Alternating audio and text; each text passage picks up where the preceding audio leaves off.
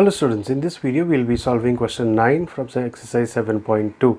It says find the coordinates of the points which divide the line segment joining A and B into 4 equal parts. So we have a line segment AB and we have been given the coordinates of that -2, 2 and B is 2, 8, and we have said that it is divided into 4 equal parts, which means there are 3 points. We'll name this as P1, then P2 and P3. Now you see there are 4 parts, 1, 2, 3, 4. Okay. Then how do we find the coordinates of each of this part? Then we need to find coordinate of P1, P2, P3. Okay. Now we are told that they are divided into equal parts. Okay, which how many parts are there? 1, 2, 3 and 4. If they are divided into equal parts, which means that at this particular point it should be exact half of AB, right?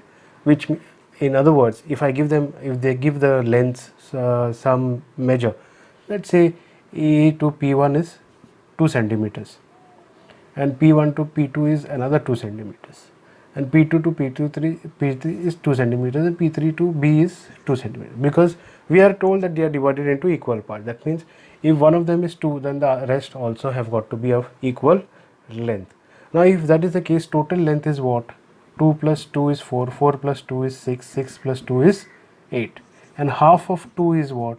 4, which means 2 plus 2, 4. Right over here, that means P2 should be the midpoint of AB, right? So our first thing will be to find P2 using the midpoint formula, because we have been given the endpoints, the coordinates of the endpoint. Once we get P2 coordinates using the midpoint formula, we'll use the same midpoint formula to find the length, the coordinates of P1, because P1 will then become a midpoint of A and P2. Okay, remember this total length is 4 from what we got over here. This has, and half of it has got to be at P1. P1 will be the midpoint of A and P2. Similarly, P3 will be the midpoint of P2 and B. So we have to use midpoint formula 3 times to find P1, P2 and P3, starting with P2 first. Then we can either take P1 first or P3 next. Either ways, we will get P2 first and then either P1 or P3 next, depending on which one we would like to take first. Let us begin with a few assumptions first. We'll say let P1, P2, P3 be the points dividing AB into 4 equal parts. Okay, then we can say P2 will be the midpoint of AB. So now we apply the midpoint formula to find coordinates of P2. P2 will correspond to, what is the midpoint formula? Midpoint formula says x1 plus x2 upon 2, comma y1 plus y2 upon 2. I will take this A, coordinates of A as x1, y1 and coordinates of B as x2, y2, and we'll use it in this midpoint formula to find out P2 first. X1 is -2 plus x2, which is 2 whole thing upon 2, comma y1 is 2 and y2 is 8, so that will be 2 plus 8, okay, upon 2. Once again we will confirm x1 is -2, x2 is just 2 and y1 is 2, positive 2, and y2 is positive 8. So P2 corresponds to -2 plus 2 gives us 0 upon 2, comma 2 plus 8 gives us 10 upon 2. 2 and the 2, 2 5s are 10. P2 corresponds to 0 upon 2 is 0 and that is 5. So we have got the coordinates for this, and this is now 0 comma 5. And now that we have got coordinate of P2, we can go to find P1 and P3. So let's find P1 first.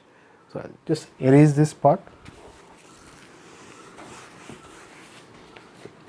So we can say P1 is the midpoint of P2. So we are taking the length from A to P2, from here to here. We have found the coordinates of P2, so we can use this to find coordinate of P1. So we can say P1, therefore P1 corresponds to x1 plus x2 whole thing upon 2, comma y1 plus y2 whole thing upon 2. And now the x2 and y2 will change. We'll keep this as x1 y1, and P2 will become x2 or x2 y2. Yes. And so we have minus 2 plus 0 whole thing upon 2, comma, so P2 is 0 comma 5. So that means y1 is 2 plus y2 is positive 5, whole thing upon 2. So P1 we get equal to minus 2 upon 2, comma 7 upon 2. 2 and 2 will cancel. We get P1 corresponding to minus 1, comma 7 upon 2. So we've got P1 as well, and that is minus 1, 7 upon 2.